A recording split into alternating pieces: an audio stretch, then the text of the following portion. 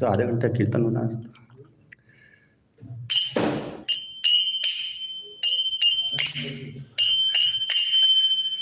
जय राधा माधव कुंज बिहारी,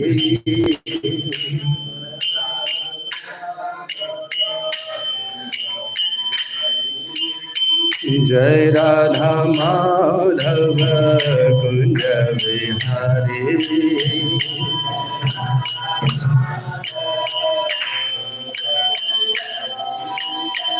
गोपी जन वल्लभ गिरवरधारी,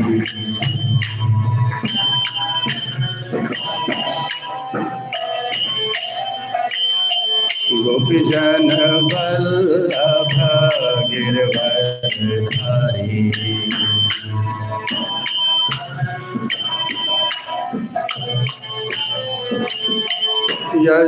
यशोदानंदन ब्रज जन रंजन,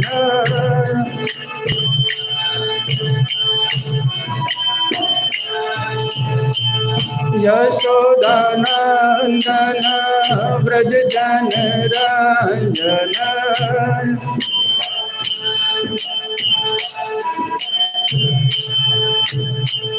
यमुना तीरावनचारी,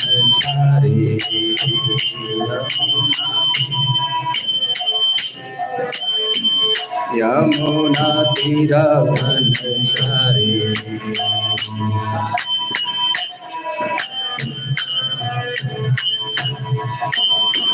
जय राधा माधव कुंज बिहारी,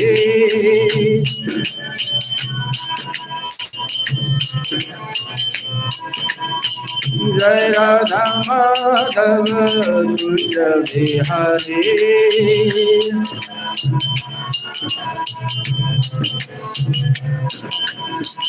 गोपी जन वल्लभ गिरवरधारी,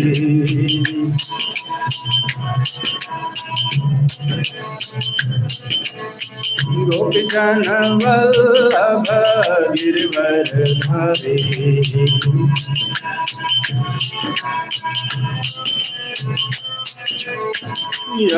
यशोदानंदन ब्रज जन रंजन,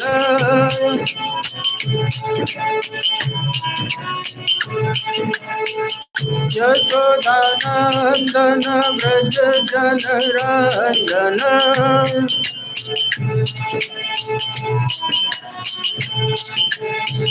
यमुना तीरावनचारी,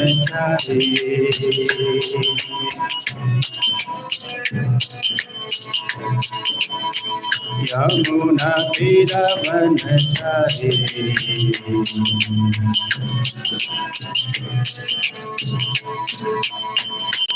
हरे कृष्णा कृष्णा कृष्णा हरे हरे, हरे राम राम राम हरे हरे, हरे कृष्णा हरे कृष्णा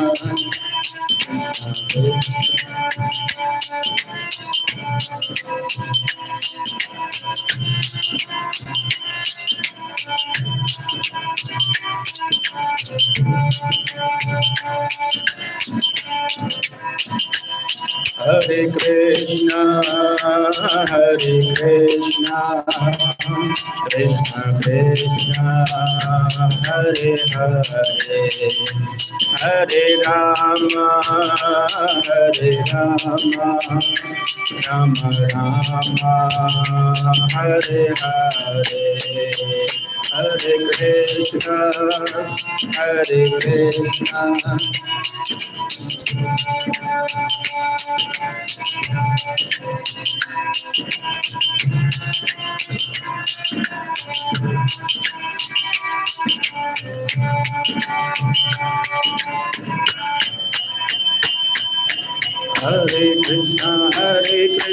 कृष्णा कृष्णा हरे हरे, हरे राम राम राम हरे हरे, हरे कृष्णा कृष्णा कृष्णा।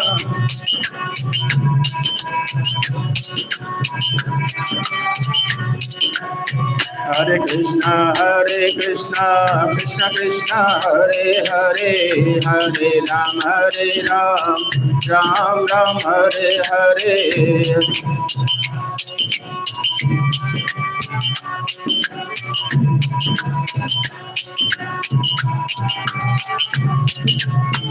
हरे कृष्णा कृष्णा कृष्णा हरे हरे, हरे राम राम राम हरे हरे।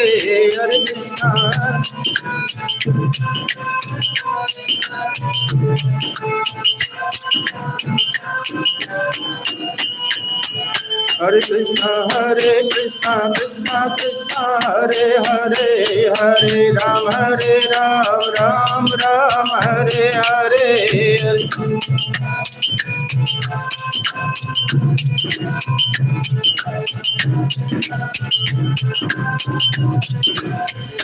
कृष्णा कृष्णा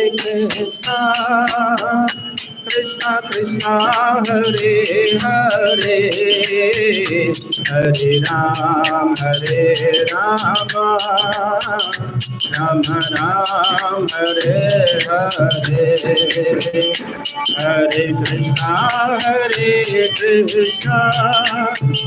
कृष्णा कृष्णा हरे हरे, हरे राम राम राम हरे हरे।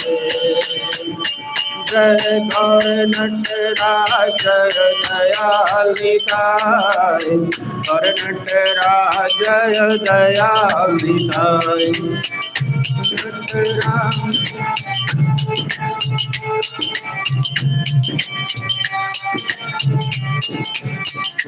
जय जय प्रभुपाद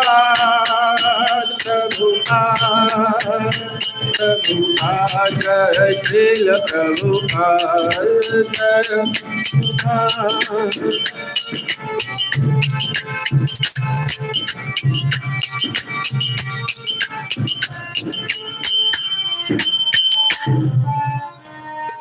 जय विष्णुपाद परमहंस परिव्राजकाचार्य अष्टोत्तर श्री श्रीमद कृष्ण कृपा मूर्ति ऐसी भक्ति वेदांत स्वामी शिल प्रभुपाद की, स्कॉन बीबीटी फाउंडर आचार्य शिल प्रभुपाद की जय। ओम विष्णुपाद परमहंस परिव्राजकाचार्य अष्टोत्तर श्री श्रीमद कृष्ण कृपा मूर्ति भक्ति सिद्धांत सरस्वती ठाकुर शिल प्रभुपाद की, अनंत कोटि वैष्णव वृंद की, नामाचार्य श्री हरिदास ठाकुर की।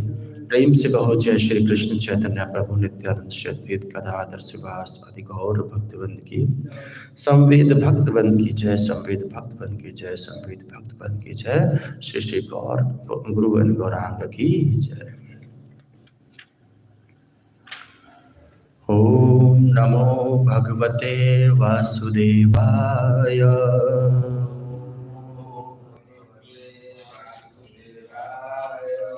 ओम नमो भगवते वासुदेवाय।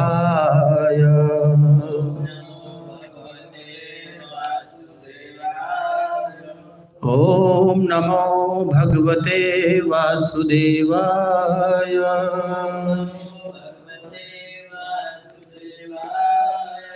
नारायणं नमस्कृत्य नरं चैव नरोत्तमं देवीं सरस्वतीं व्यासं ततो जयामुदीरये। नष्टप्रायेषु अभद्रेषु नित्यं भागवत सेवया भगवते मुत्तम श्लोके भक्तिर्भवति नैष्ठिकी। कृष्णाय वासुदेवाय देवकी नंदनाय च नंद गोप कुमाराय गोविंदाय नमो नमः।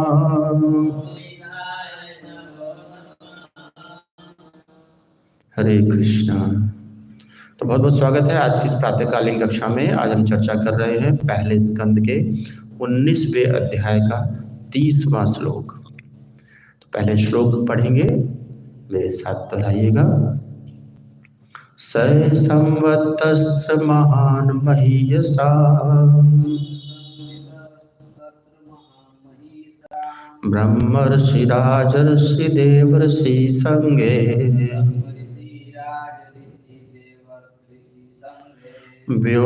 व्यरोचतालं भगवान् यथेन्दु ग्रहरक्षताराणि करे परित।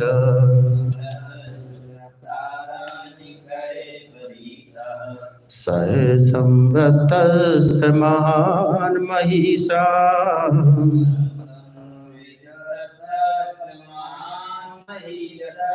ब्रह्मर्षि राजर्षि देवर्षि संगे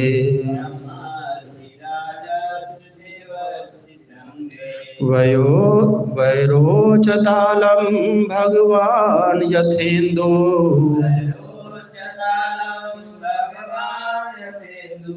ग्रहरक्षताराणि करे परित।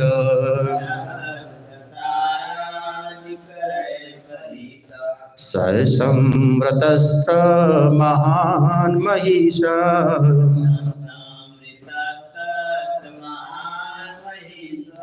ब्रह्मर्षि राजर्षि देवर्षि संगे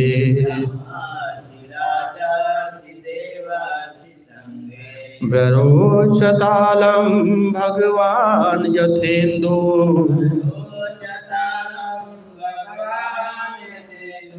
ग्रहरक्षताराणि करे परित।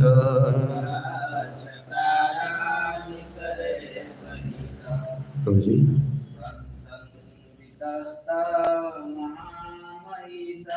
स संवृतस्त्र महान् महिषा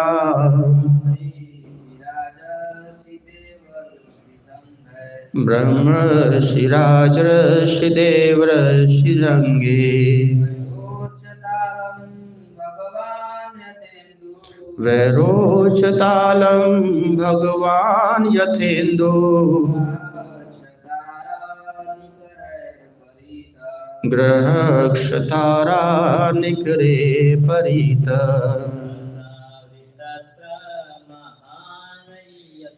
स संवृतस्त्र महान् महिषा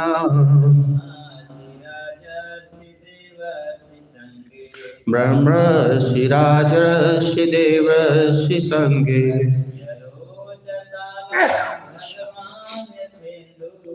विरोचतालं भगवान् यथेन्दु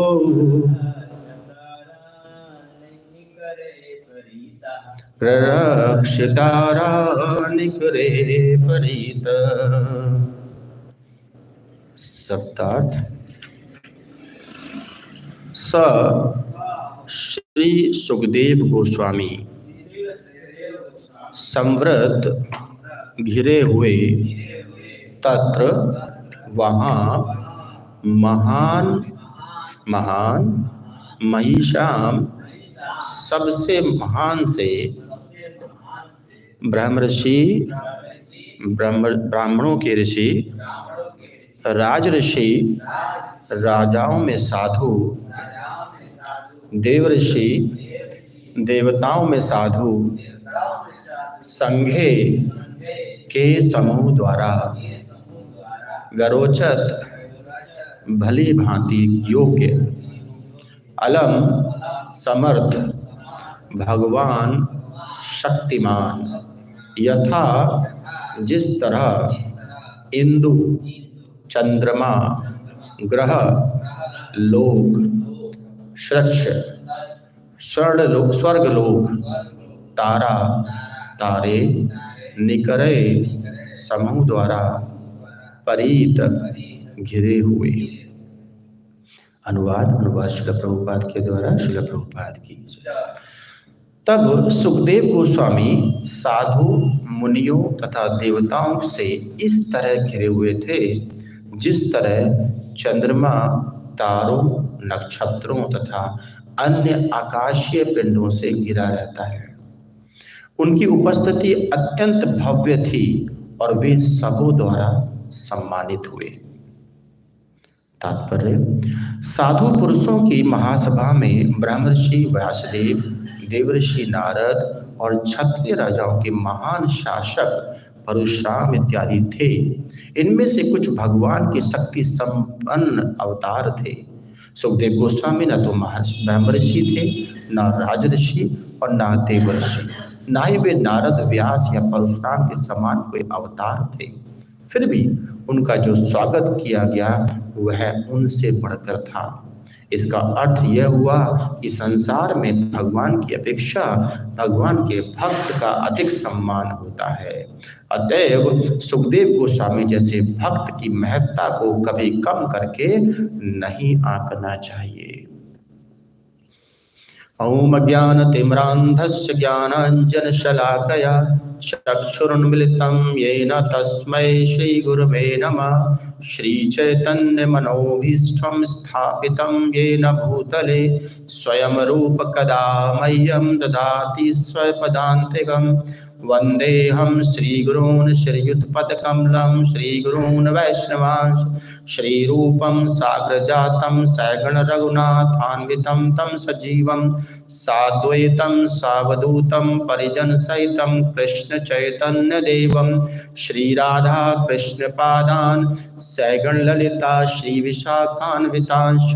हे कृष्ण करुणा सिंधो दीनबंधो जगतपते गोपेश गोपिका कांत राधा कांत नमोस्तुते।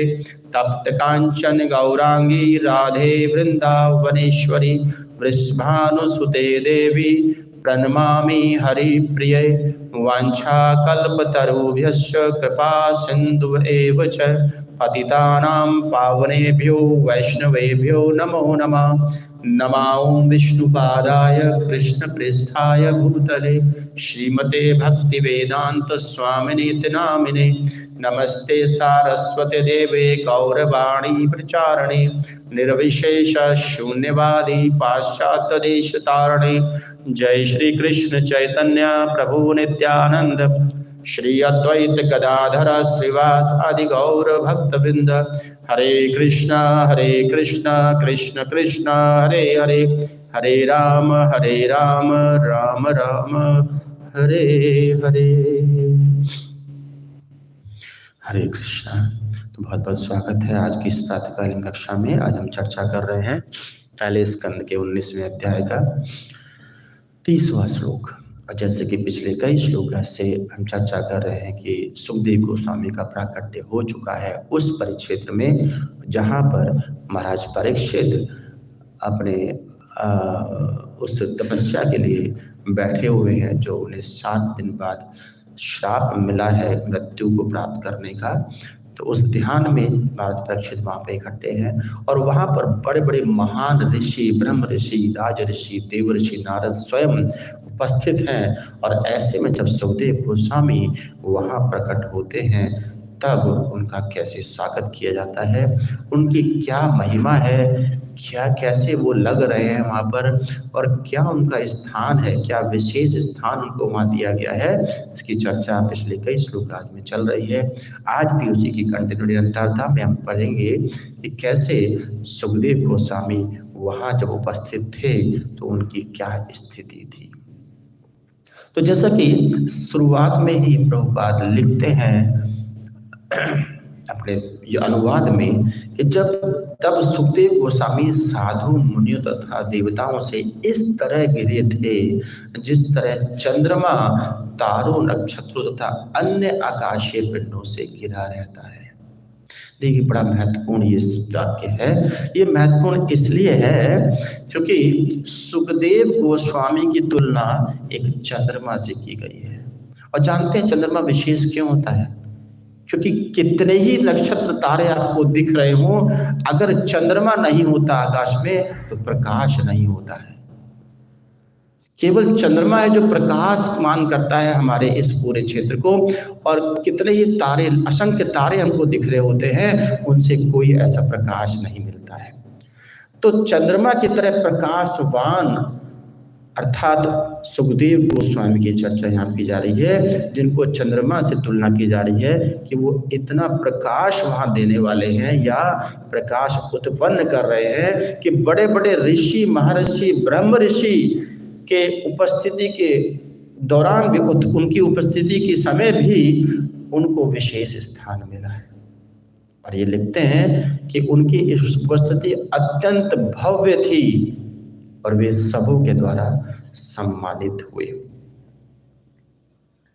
अब प्रश्न ये उठता है कि सुखदेव गोस्वामी इतने बड़ी महासभा में, जहां पर बड़े बड़े ब्रह्म ऋषि, स्वयं उनके पिता श्री व्यास देव वहां पे उपस्थित हों, स्वयं नारद, देवर्षि नारद वहां पे उपस्थित हैं, स्वयं राजऋषि परशुराम जैसे राजा वहाँ पे उपस्थित हैं, वशिष्ठ मुनि वहाँ पर हैं, देवल मुनि वहाँ पर हैं, ऐसे महान महान ऋषियों, आचार्यों के मध्य में महाराज सभी जितने भी महाराज परीक्षित के सामने उपस्थित हुए हैं, इन सभी के सामने सुखदेव गोस्वामी का विशेष सम्मान होने का कारण क्या था? ऐसी क्या विशेषता थी, जबकि सब जानते हैं कि सुखदेव गोस्वामी ना तो ब्रह्म ऋषि है, न देवर्षि है, न राज ऋषि है। तो ऐसा क्या कारण था कि सुखदेव गोस्वामी का इतना सम्मान किया गया? तो उसके पीछे पहले हम जरा उनका प्राकट्य समझते हैं कि सही में सुखदेव गोस्वामी हैं कौन, क्या कारण है कि उनका इतने सम्मान का। तो जैसे कि हम सुनते हैं कथाओं में कि सुखदेव गोस्वामी और कोई नहीं, राधा रानी के विशेष तोते हैं। राधा रानी जब ब्रज में अपने उस लीला में थी, तब जानते हैं कि ब्रज में बहुत सारे तोते हैं, लेकिन राधा रानी के पास एक विशेष तोता था, और वो तोता कोई सामान्य तोता नहीं था। राधा रानी और भगवान कृष्ण के सभी गुह्य लीलाओं का भी साक्षी बनते थे सुखदेव गोस्वामी। ये स्तर था उस तोते का। तो जिस समय राधा रानी और भगवान कृष्ण जब अपने प्राकट्य लीला को समाप्त करके जब यहाँ से जाने लगे अपने धाम में, तो उन्होंने भी कहा, उस तोते ने भी कहा कि मैं भी साथ चलूंगा। और उनके साथ भी ऐसा ही हुआ जैसा हनुमान जी के साथ हुआ था कि भगवान राम ने हनुमान जी को कहा कि यहीं रहिए, आपकी यहाँ आवश्यकता है। उसी तरह राधा रानी ने कहा कि अभी आपकी यहाँ आवश्यकता है, आप यहीं रहिए, आपको भी बहुत लोगों को हमारी इन लीलाओं के बारे में बताना है, उन गुह्य लीलाओं के बारे में बताना है जिसके आप स्वयं साक्षी हैं। तो ये स्तर है सुखदेव गोस्वामी का। अब सुखदेव गोस्वामी, जो तोता सुखदेव गोस्वामी कैसे बने, इसकी भी पूरी कथा आती है। कहते हैं कि एक बार भुवनेश्वर क्षेत्र में, भुवनेश्वर वन था जो भुवनेश्वर शहर है जहाँ पर शिव जी स्वयं विराजमान हैं, तो उस क्षेत्र में एक बार शिव जी पार्वती जी के साथ विराजमान थे। और उस समय माता पार्वती ने एक इच्छा व्यक्त की शिव जी से कि हे परमेश्वर, मेरी इच्छा है कि आप मुझे भगवान के दिव्य ज्ञान के, गुह्य ज्ञान के बारे में कुछ बताएं। तो शिव जी ने कहा कि देखिए, उस ज्ञान को सुनने के लिए पहली बात तो बड़ा एकांत आवश्यक है। श्री गौर नटराज दयालता भगवान की, कि उस ज्ञान को सुनने के लिए बहुत ही एकांत आवश्यक है। वो ज्ञान में सिर्फ आपको दे सकता हूँ, और सब और लोग ना सुने और पशु पक्षी जीव ना सुने, तो मुझे उसके लिए पहले व्यवस्था करनी पड़ेगी। तो माता ने कहा कीजिए, मुझे तो सुनना है। पत्नी है, कह रही है, तो पति कैसे मना कर देंगे, है ना? चरित्र में नहीं आता ना पत्नी की बात पर नकारना। तो शिवजी ने क्या किया, उस वन क्षेत्र में जितने भी पशु पक्षी थे, जितने भी जीव थे, उन सबको बाहर किया अपनी शक्ति से, उन सबको बाहर किया। लेकिन सुखदेव जो तोते के रूप में थे उस समय, सुखदेव गोस्वामी तो बाद में प्रकट हुए, तोते के रूप में थे, वो एक अंडे में प्रवेश कर गए थे। उनके पास एक शक्ति, अपने पास एक शक्ति थी, वो कहीं भी प्रवेश कर जाते थे। तो वो एक अंडे में प्रवेश करके एक वृक्ष पर बैठ जाकर के स्थापित कर लिया अपने आप को। अब वहां जितने पशु पक्षी थे, भगवान शिव जी ने सबको अपने अपनी शक्ति से बाहर तो कर दिया, वो अंडे के रूप में जो बैठा तोता था वो अंडा वही रह गया। अब शिव जी ने जब निश्चिंत हो गए कि हाँ सब लोग जा चुके हैं, सारे जीव यहाँ से बाहर हो चुके हैं, यहाँ पे एकांत है, तो उन्होंने भगवान की उस गुह्य कथा का वाचन शुरू किया। अब जब शिव जी कथा वाच रहे थे, पार्वती जी सुन रही थी, और जैसा कि चरित्र होता है कि जानते हैं कि भागवतम सुनते सुनते नींद तो आती है। अब जब हम तो खैर बद्ध जीव हैं, हमको तो बड़ा मामूली बात है, पार्वती जी को भी नींद आ गई। जब पार्वती सो सकती हैं तो फिर हमारी क्या विसात है। तो इसलिए सोने को माफी दी जाती है कि जब पार्वती सो सकती है तो हमारा क्या है ना। तो ये सच है कि भागवतम सुनते सुनते, भगवान की लीला सुनते सुनते नींद आती है। पार्वती जी सो गई। अच्छा, पार्वती जब जाग रही थी तो वो भगवान तो अपने, शिव जी तो अपने मस्त थे भगवान की लीला को सुनाने में, उनको बांचने में, तो उन्हें वो तो आंख बंद करके अपना लीला सुना रहे थे कि उन्हें पता था कि पार्वती जी सुन रही हैं, और वो बीच बीच में हुंकार सी भरते, कहते ना, जो सुनता आदमी तो हूं करता रहता है कि हाँ समझ में आ रहा है उसके, तो वो हूं कर रही थी। कुछ देर बाद जब वो सो गई तो हूं करना बंद हो गया।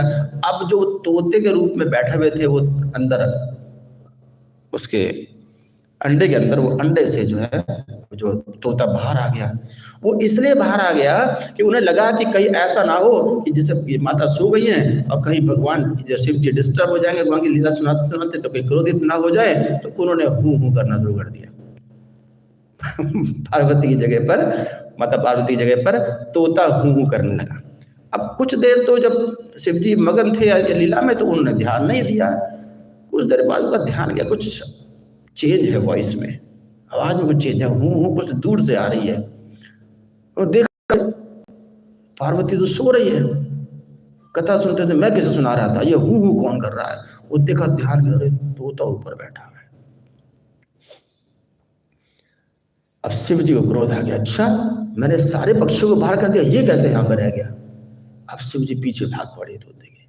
अब तोता तो उड़ते हुए सर्र से भागा, पीछे पीछे शिव जी भाग रहे थे। कुछ दूर भागे, जब वो क्षेत्र से बाहर निकल गया था, छोड़ो जान दो, माफ कर दिया।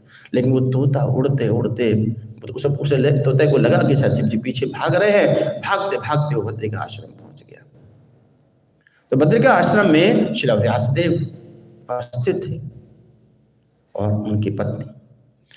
तो वो तोता जो था वो बहुत छोटा सा उसने अपना आकार किया और उनकी पत्नी के मुख से वो अंदर प्रवेश कर गया।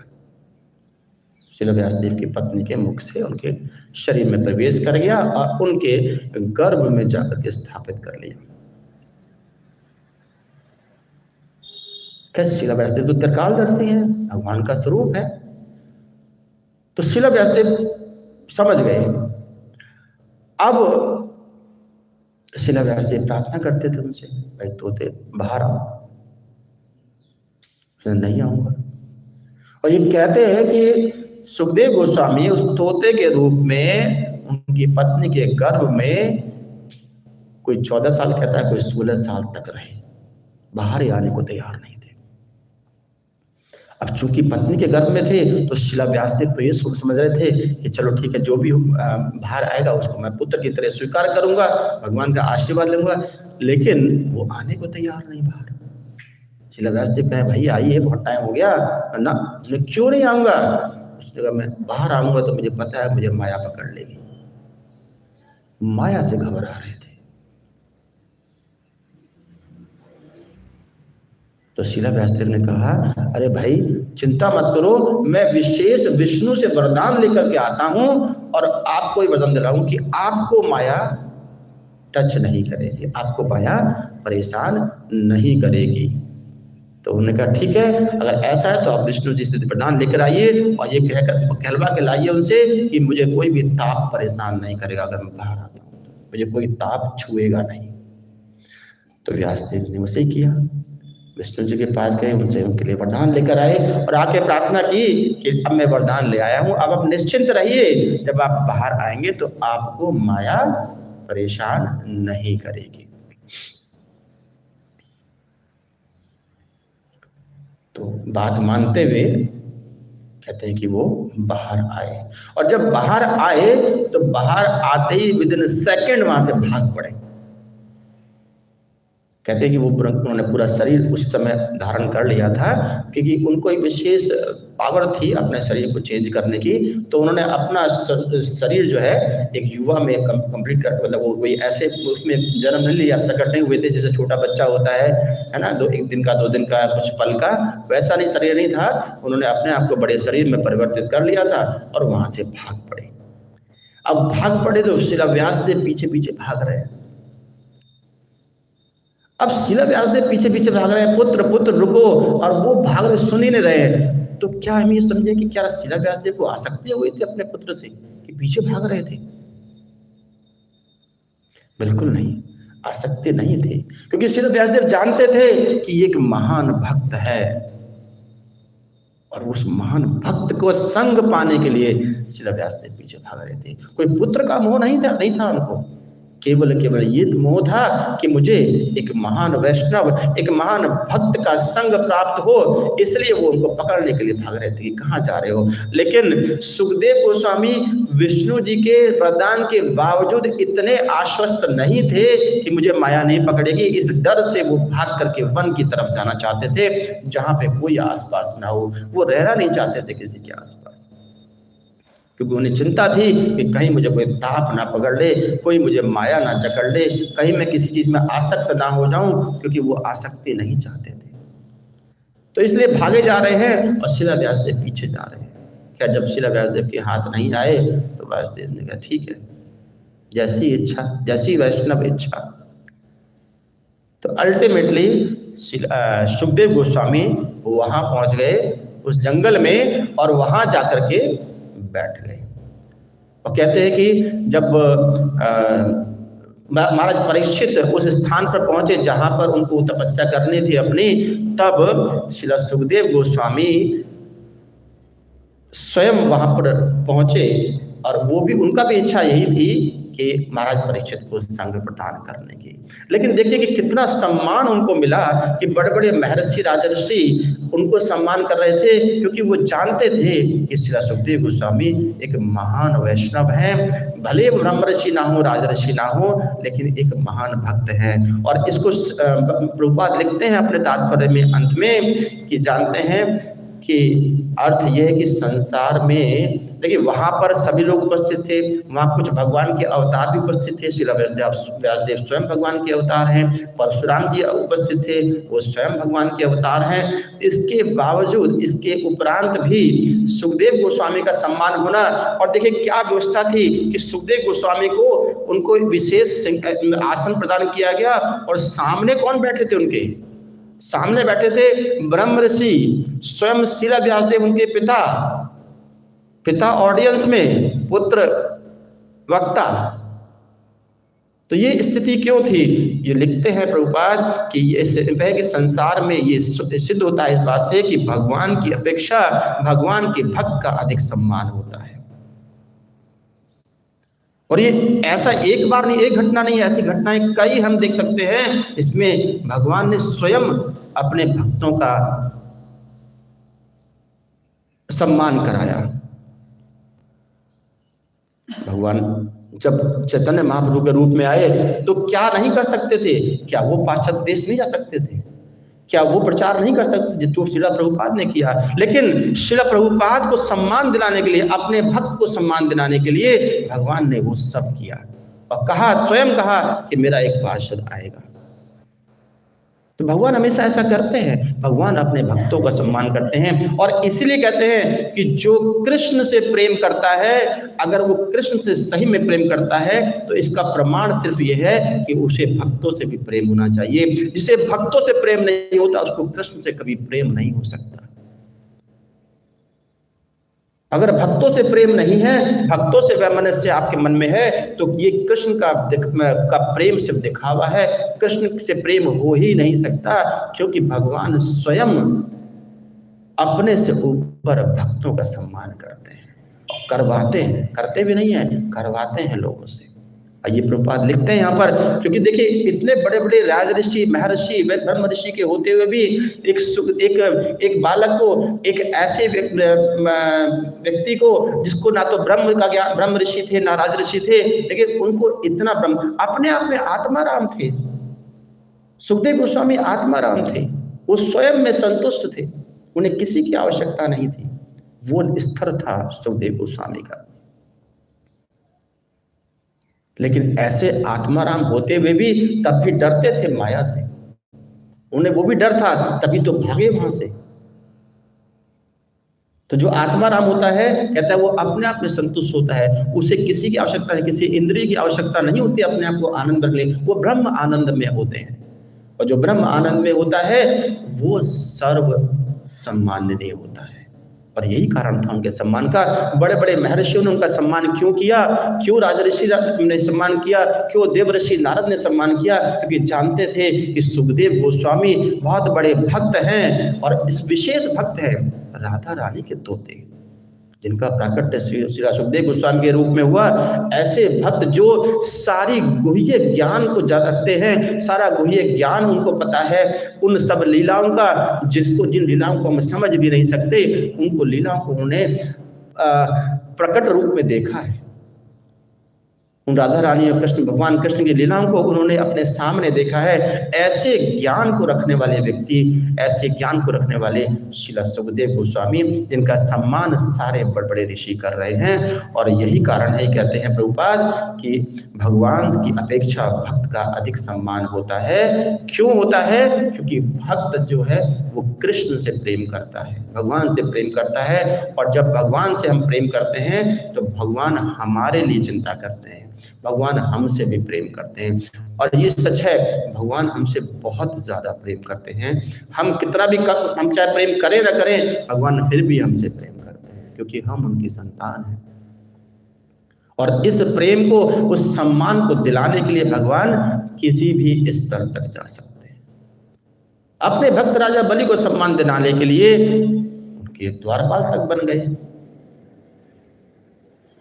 तो भक्तों का सम्मान भगवान हमेशा चाहते हैं। इसलिए जब हम भक्तों का अपमान करते हैं तो समझ लीजिए आपसे कृष्ण दूर जा रहे हैं। किसी भक्त का अपमान नहीं होना चाहिए। अगर वो भक्त है और आप उसको भक्त मान रहे हैं तो उसका संग लीजिए, उनका अपमान मत कीजिए। और ये हम अपने पहले अपराध में भी पढ़ते हैं, जो भगवान की सेवा में लगा है उनका अपमान नहीं करना चाहिए, जिसने अपना जीवन भगवान की सेवा में दे दिया। इसलिए कहते हैं कि भक्तों का सम्मान भगवान का सम्मान होता है। और कहते हैं कि भगवान भक्तों का सम्मान, कहते हैं भगवान से ज्यादा अधिकता में किया जाता है, इसी से भगवान प्रसन्न होते हैं। और यही कारण था कि बड़े बड़े ब्रह्म ऋषि, राज ऋषि और देव ऋषि श्री सुखदेव गोस्वामी का सम्मान करने के लिए वहां इकट्ठा थे, क्योंकि वो जानते थे कि एक महान भक्त, एक महान वैष्णव का सम्मान करना भगवान का सम्मान करने के बराबर है। और इसलिए प्रभुपाद लिखते हैं कि उनकी स्थिति उस चंद्रमा के समान थी, जो तमाम तारों नक्षत्रों से घिरा होने के बावजूद भी सबसे ज्यादा प्रकाशमान है। क्योंकि चंद्रमा ही है जो हमें प्रकाश देता है। कोई तारा दूर है वो हमें कभी प्रकाश नहीं देता। तो उस चंद्रमा के समान, चंद्रमा से तुलना की गई है श्री सुखदेव गोस्वामी की, कि वो एक उस चंद्रमा के समान है जो उस क्षेत्र को प्रकाशमान करने के लिए उपस्थित हुए हैं। और इसलिए सारे बड़े बड़े देवी देवता, बड़े बड़े ऋषि मुनि उनका सम्मान करने के लिए उनको बैठा रहे हैं, उनको विशेष आसन दे रहे हैं और उनको एक वक्ता के रूप में वहां पर स्थापित कर रहे हैं। और सिर्फ कारण क्या है? क्योंकि भगवान के भक्त हैं। इसलिए भक्त बनिए और भक्तों से प्रेम कीजिए, भगवान का प्रेम अपने आप मिल जाएगा। और भक्त बनने के लिए बड़ा साधारण है कि भगवान का नाम जप करना, हरे कृष्णा कृष्णा कृष्णा हरे हरे, हरे राम राम राम हरे हरे। तो आज के श्लोक का यही तात्पर्य था कि भगवान के भक्तों का सम्मान किया जाना चाहिए, जैसा कि ब्रह्म ऋषि या बड़े ऋषियों ने श्री सुखदेव गोस्वामी का किया। अगर हम अपनी भक्ति में प्रगति चाहते हैं तो भक्तों का सम्मान करें, निश्चित रूप से कृष्ण प्रेम प्राप्त होगा अगर हम भक्तों का प्रेम प्राप्त करने में सफल होते हैं।